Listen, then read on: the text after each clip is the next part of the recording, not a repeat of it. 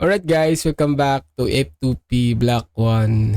And yun nga, quick update tayo dito sa ating game ng Nightcross. So, meron na tayong 68,543. So, dati, nasa 68,200 plus. Pero ngayon, may nadagdag na konti. So, yung item natin dito, ganun pa din. Walang nabago. Pero sa collection, dito tayo kumuha para madagdagan yung ating collection. So dito naman sa collection, may makukuha tayong mga effects dito. For example, accuracy, defense, damage, or PBE. Makukuha natin yan. Okay? So kapag gusto mong humanap ng ibang effects, so ganito ang gawin natin. Punta tayo dito sa filter. So, click natin to. And then, humanap tayo dito kung ano yung gusto mong effects na gusto nating idagdag. For example, accuracy. Gusto mong madagdagan yung accuracy mo. So, click natin.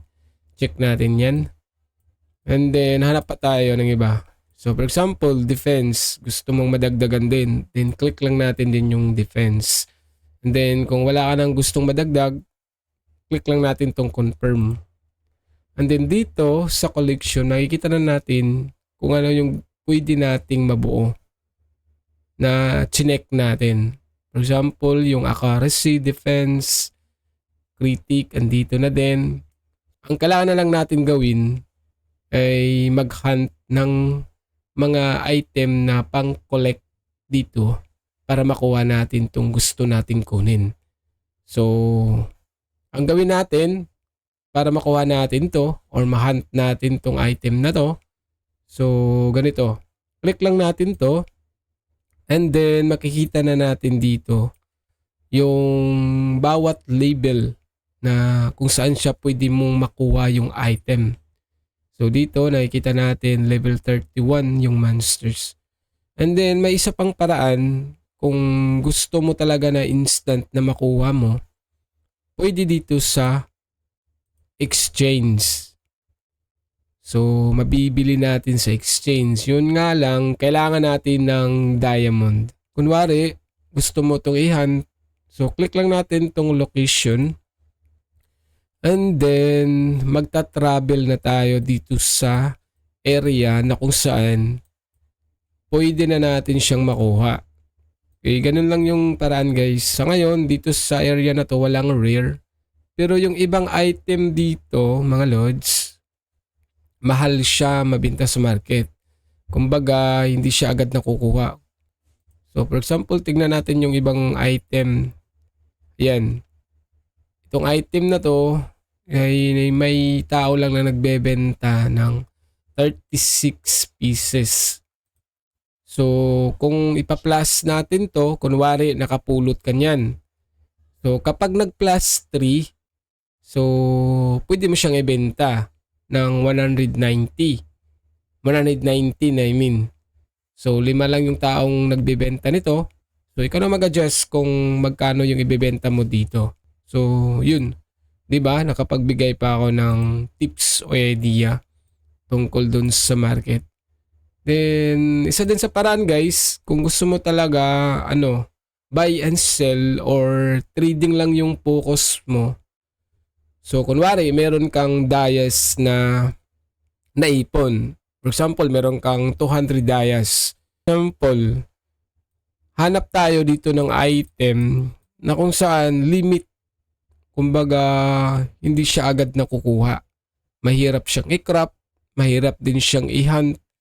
Kumbaga, talagang pahirapan. So, yun yung mga item na dapat nating hanapin. Alin sword. So, 9 pieces lang yung nagbenta guys. So, kapag meron kang 200 pieces, so, ayan na. 190. So, bumili ka. So, pagkabili mo, pwede mo siyang i-plus 7.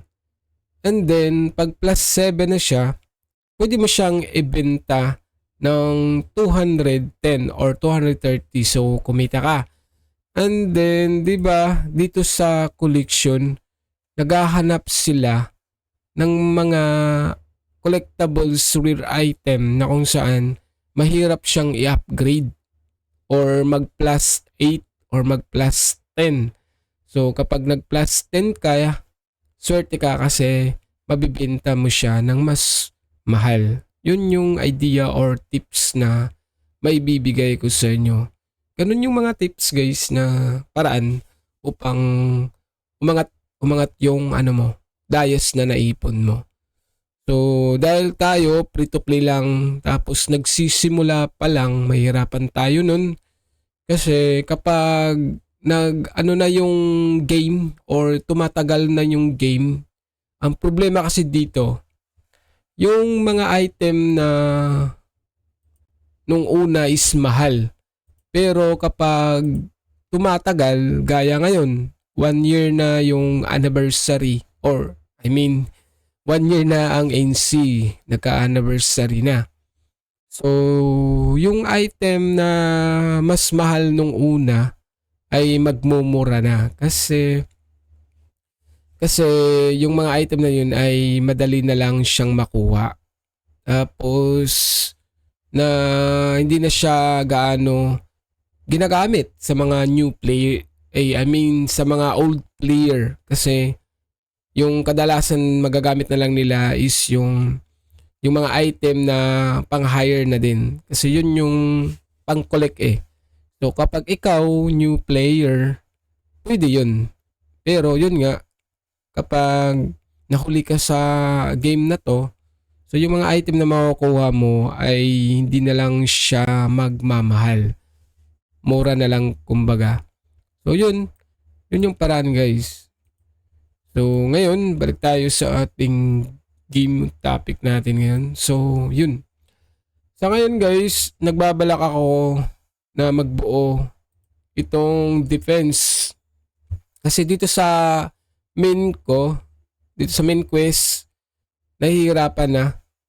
Bali, hindi na siya kaya. Pero kahit na ganun, kung gusto mo talagang matapos tong main quest, pwede naman hanap ka ng idea na pwede ka mag-hit and then atras hit ka. Ganun lang yung paraan. So kunwari, yan. Kung gusto mo talagang mapalibil talaga, so hanap ka ng ibang monsters. Hintayin mo na umatake yung kaibigan mo or sa area na yon merong nagpa-farm. So kapag nag-hit na yung isang player, then itatab mo lang, then mag-hit ka. Hayaan mo na siya yung mabigyan ng damage ng monsters na yon. So yun nga lang, may ka talaga doon, may patience ka sa bawat ginagawa mo kasi hindi mo yun magagawa kapag wala kang pasensya. So yun yung tips ko. Pero sa ngayon, update ko guys ngayon, nahirap ng mag-main quest. Kailangan ko nang magkaroon muna ng additional defense dito sa ating karakter. So balak ko dito sa ating helmet, dahil meron siyang defense, so magka-crop tayo niyan. So dapat within 1 week, dapat meron na ako niyan para makapag-progress tayo. So hanapin nyo lang dito sa crafting ano yung gusto mong i-crop. So ngayon meron na akong nahanap na pwede kong i-crop. Gaya dito, meron siyang plus na accuracy. And then, kapag nag-plus +5, meron ka ng +6 na defense na magagamit natin. Okay? So, ayan, ganito lang. Kailangan lang mag-ipon. So, ngayon, meron na ako nitong 2. Complete na. Kailangan ko lang dito ay ito. Pero ang problema ko dito ay yung papyrus. Yan, kapag nag-crop ako niyan, and then itong pangalawa, itong prosperity. So need ko din ng 10. Pero may bayad guys kapag magka-crop ka. Kailangan mo ng dice dito na kahit 10, pwede na. Pero kapag isa lang yung ika-crop mo dito, hintayin mo na makabuo ka na kahit 10 para hindi naman masayang yung dice mo dito sa pag-create. I mean, pag-crop create tuloy. Yun. And then, ano pa, yung updates nila dito. Siguro, alam nyo naman siguro nyo dito yung mga updates. Pero ngayon, kasali ako ngayon sa Wakanda Forever. Bali, itong clan na to, ako yung gumawa. Kung may bala kayong sumali, sali kayo dito guys, i-add ko kayo. And, yun. Kasi gusto ko lang talaga mapa-level to para magkaroon din tayo dito sa dungeon. And then, ano pa? Na yung topic natin. Okay, check muna natin. Ang mount natin, ganun pa din guys. Meron pa din tayong isang epic at saka 4 na rare. Walang nabago. And then dito sa ating weapon, wala pa din tayong epic na weapon. So rare lang yung ating gamit. So yun. And then dito sa ating WP proficiency, level 10 sagad na. So kailangan ko ng mag-second advance dito para ma-unlock na to. And then madagdag na din tong additional effects dito sa karakter ko. So yun. Then yung skills ko din pala dito, konti na lang din yung wala pa. Kadalasan rare at saka epic. Pero ito guys, nabibili to ng almost 9 million bawat isa. Makukuha natin. Pwede naman tong ma-crop. I think may crappable sa skill. Try natin guys hanapin yung skill. Nakita ko to eh. Parang meron yata siya. Saan ba yun? I think dito sa specialized crop. Okay, meron nga. Gaya dito guys, pwede mo siyang i-crop. So, ito yung kailangan para makapag-crop ka. Okay guys, hanggang dito na lang siguro yung ating video. So, quick update lang yung ginawa ko dito. So, tignan nyo lang to guys. Itong growth rate ko na 68,543.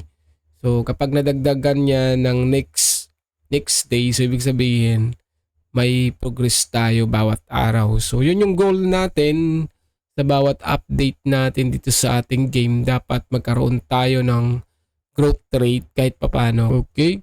So, hanggang dito na lang. Maraming salamat. I hope guys na mag-subscribe kayo dito sa ating YouTube channel.